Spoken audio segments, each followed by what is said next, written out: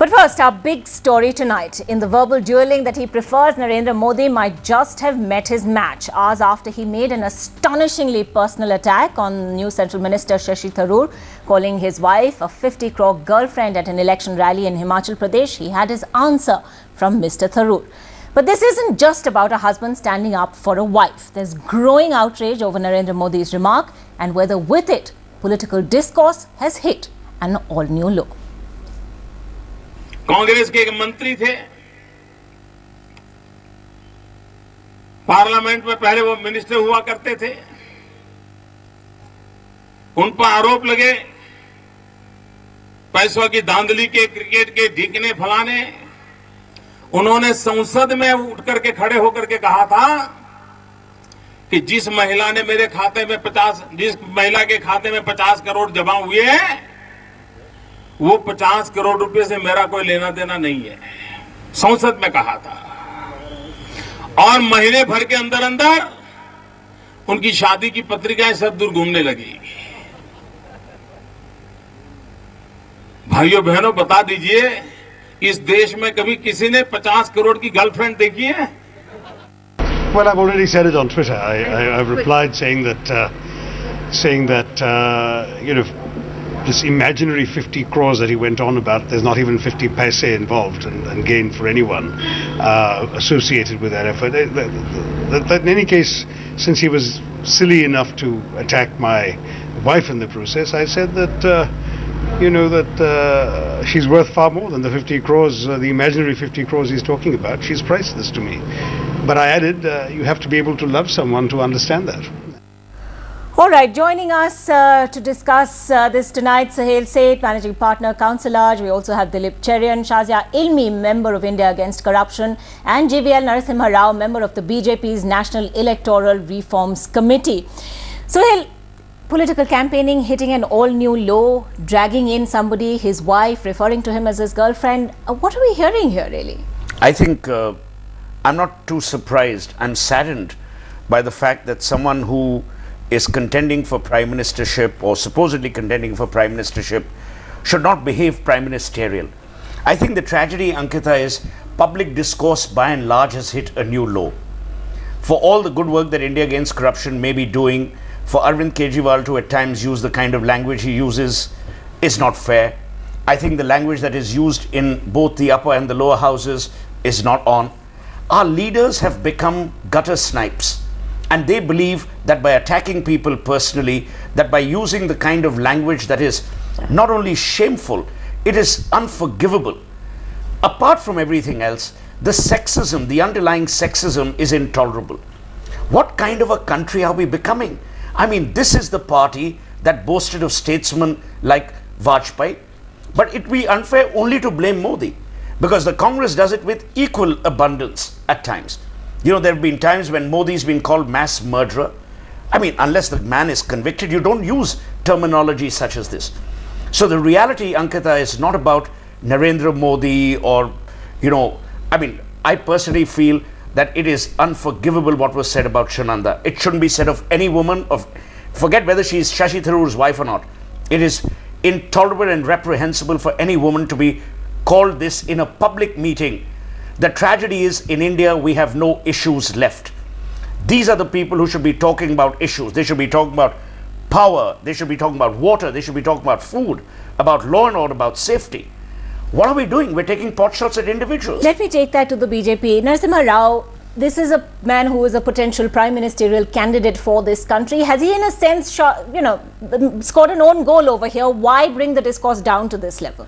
No, I think we are discussing this issue as if Sunanda Pushkar has become a discussion point on television today. Sunanda Pushkar. All of you in the media have called her his girlfriend. At the time this controversy arose, he answered many questions. He had no objection to it. Even today, I don't think Shashi Tharoor has any objection to her being called girlfriend. I think you're missing the point here, Mr. Rao. I think you are entirely missing the point over here. The issue is corruption. You're missing the real point. The issue, what he was trying to hint at, is the debasement of politics under UPA 2 and the level ministers who have been alleged on corruption, ministers who have been forced to leave the government are coming back, and this government is rehabilitating them. Would the BJP like Yediyurappa's girlfriend to be talked about qua corruption when the issue is corruption? Would you like that? And Mr. Rao, I think you're a civilized human being as you are. I don't think you can actually justify the comment.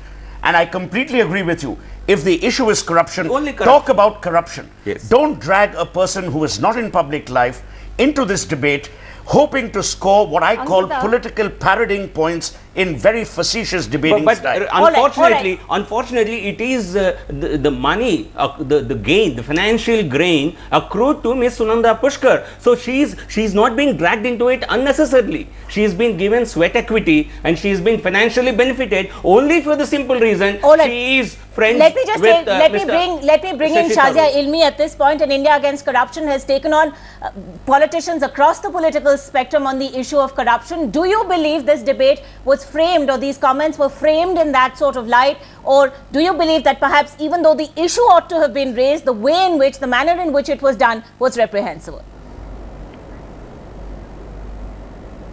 Oh, absolutely. His remarks are sexist, unsavory, and to say the least, I'm hearing my own voice back. But, you know, Ankita, the point here is, even if he wanted to talk about corruption per se, he could have demystified sweat equity of 5%. Absolutely. He could have used better language.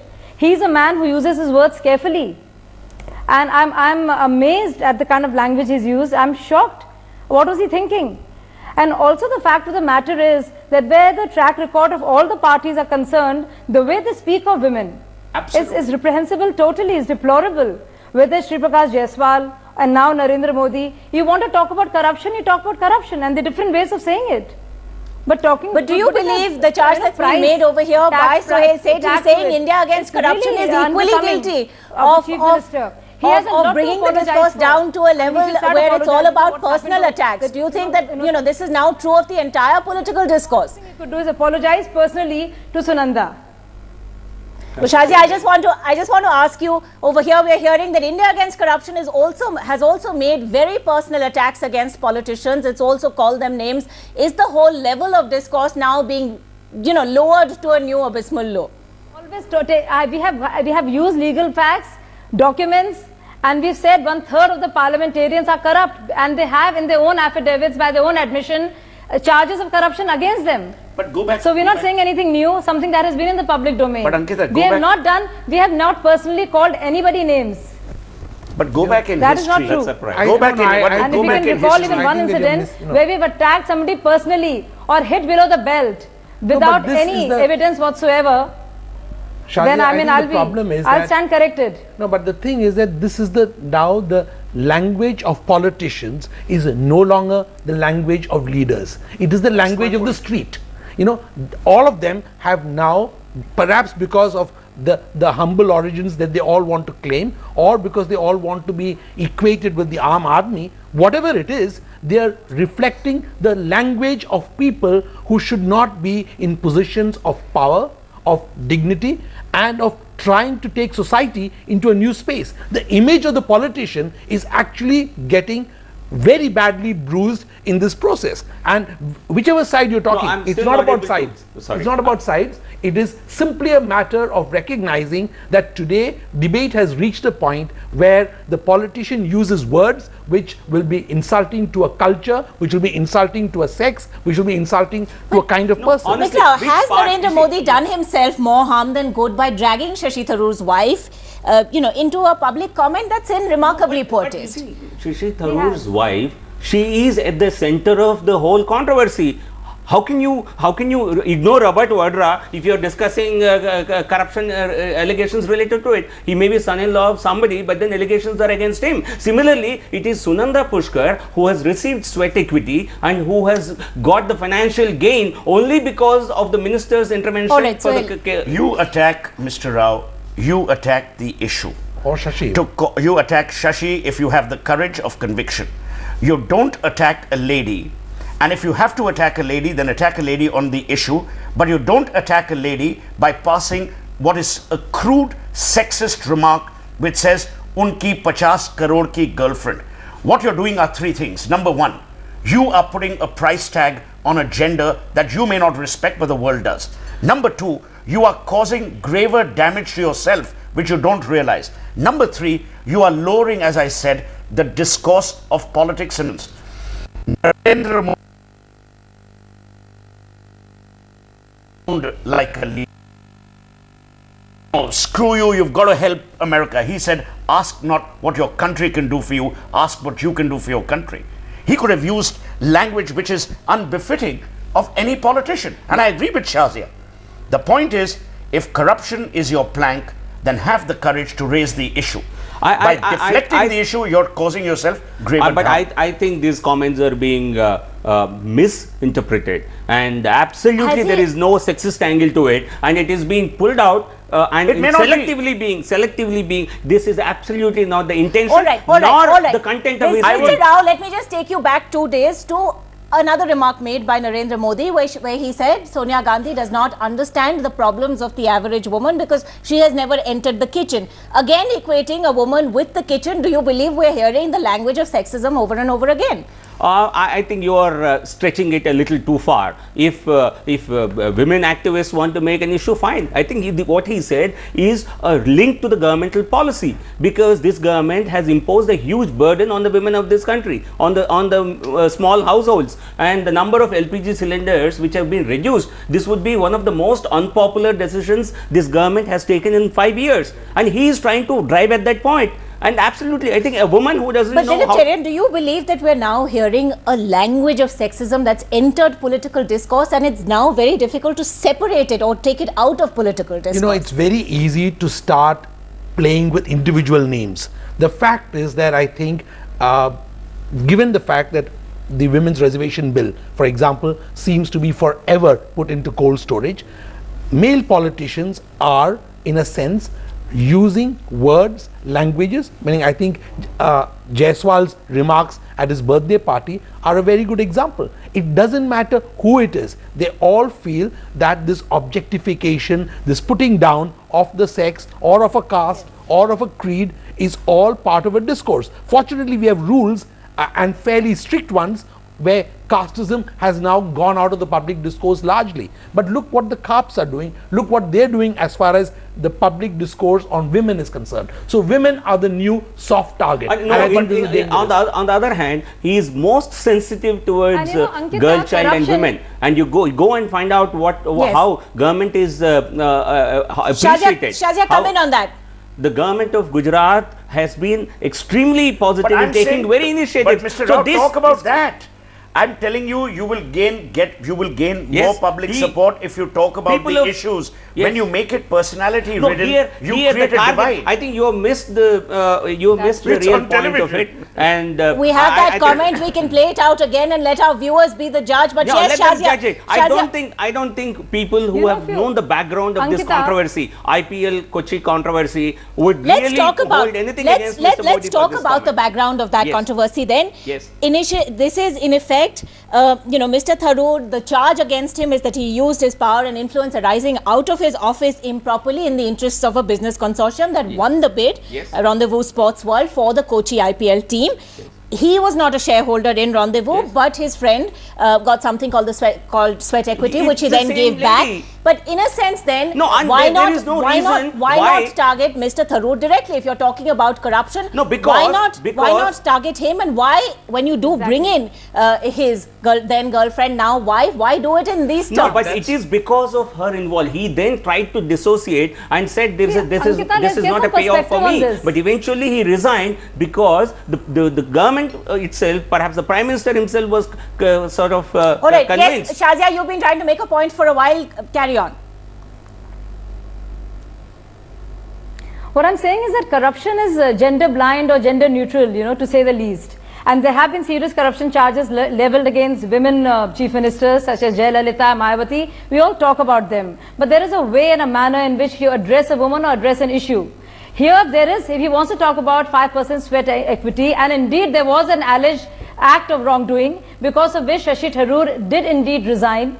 and nothing significantly transpired in the last few months, and then he resurfaced again in the cabinet. So there is something indeed to be talked about. But if he wanted to bring attention to this, he wanted to shine a light on this reshuffle and talk about corruption, this was not the way to do it. He scored a self-goal and he obfuscated from the real issue. And I would have been very happy to discuss the corruption of Ms. Pushkar or Mr. Tharoor and IPL Kochi, but when you talk about a woman in such unsavory terms and say 50 crore ki girlfriend, I have a huge problem with that. You know, and also when we say this language is of the Aam Aadmi, I'm sorry.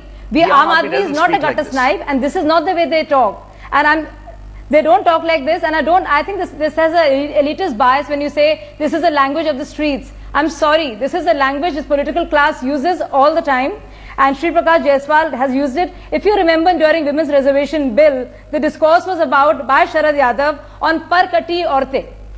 Do you remember that? So a short cropped hair meant that you are emancipated, and means women should not. So these comments are made all the time. When it came to Sati, the senior leaders of BJP actually supported it in the Roop Kanwar case. When it came to Shah Bano case, when a 75-year-old Muslim woman's rights were concerned, or I think 80-year-old woman's rights, the Congress backtracked and did not speak for her. So the track record of all the parties where women's rights are concerned. So you're saying the sexism goes far beyond language, it's much more deeply entrenched. And it's also got nothing to do with Shazia's point about it being the language of the ruling class is also not right. What is happening is that if one listens to sounds, what is happening is across society, this kind of debasement of women has become a kind of the new norm, and that frightens me. I'm not saying that I blame the Aam Aadmi or anything of the kind. I'm just saying this is the language that you're hearing. You're hearing it in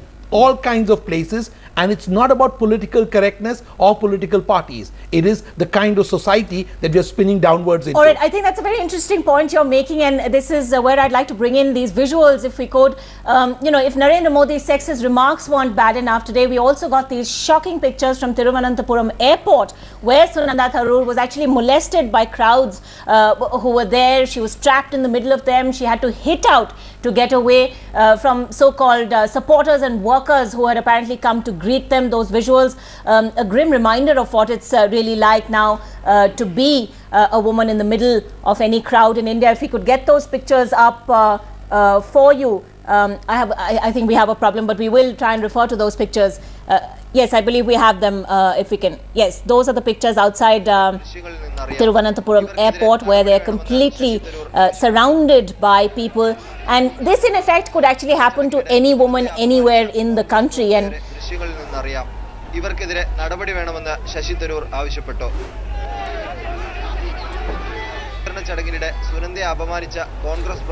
so, if you'd like to sort of bear upon these pictures at all. I think we sadly see what is actually being reflected in society at large. You know, it's very fine to talk about gender equality. It makes for nice seminar material.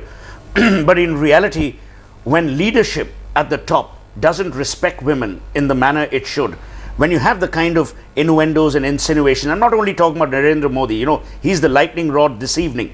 But if you look at leaders, even from even senior statesmen, used to talk about Sonia Gandhi and, you know, saying Gungi Gudiya. The point is, we don't have the patience, the intellectual honesty and the integrity to stick to issues. So we are very, very easily swayed by low-hanging fruit. Populism cannot replace pedigree.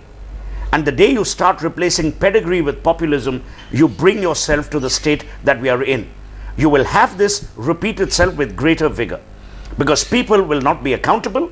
It will make for very good media discussions like the one we are having, and people will smile and laugh in their private spaces, even though they will make a pretense of respecting the women that they are with.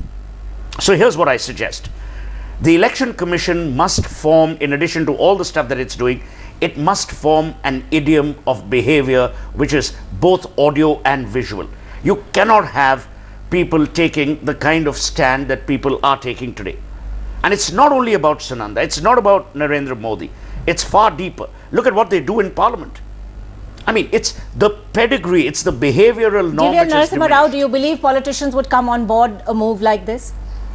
I don't think Election Commission, they have already got a big job on their hands, and they're not able to conduct even cleaner elections. So I think there are many challenges. I think it will become a question of interpretation. A statement which you consider sexist, honestly, I'm still at loss to understand what is the great objection to it. Had this lady not been involved in the scam, then it would have been unfair to comment on her. She was at the center of the controversy. Entire media chased her. I have a lot of statements I'm reading where she actually shouted at the media for actually following her. Right. I think we need to bear upon this, because this is a point that he keeps bringing up.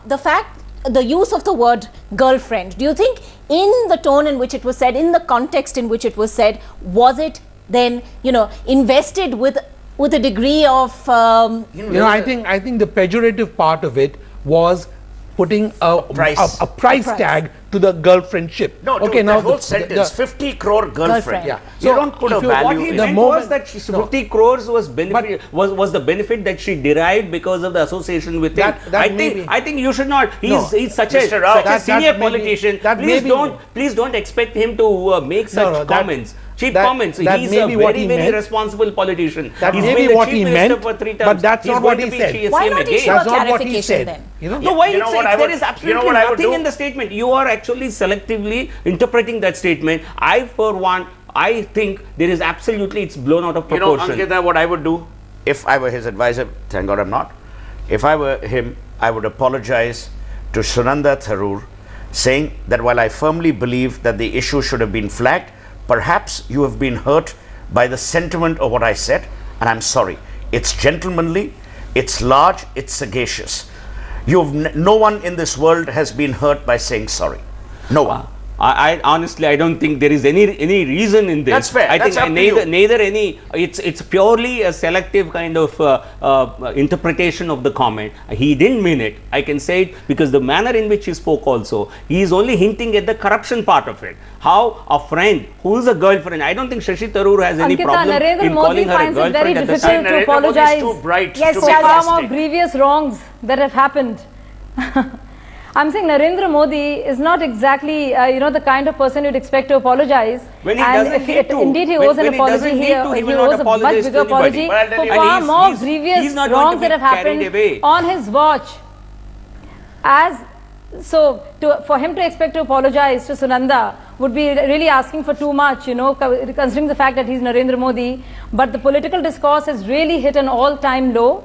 And I think if indeed he wanted to make a point about sweat equity, 5%, serious charges, tainted minister coming back, there were other ways of doing it. Should have done it differently. All right. I think we'll have to wrap this up. And wives and female proteges are used in politics. He's not addressing. And anything goes in an election rally. Anything goes. I just want to ask you, are you not married? Anything goes, but you have to speak in the language of the people. No offense is meant in this. Mr. Rao, and again, you believe that this is the language of the people of India, because I think we've already heard a counter argument to that. Are you married? Absolutely. Okay, do me a favor. Go home and be honest. Go home, ask your wife if you had made that statement, if she'd still give you supper.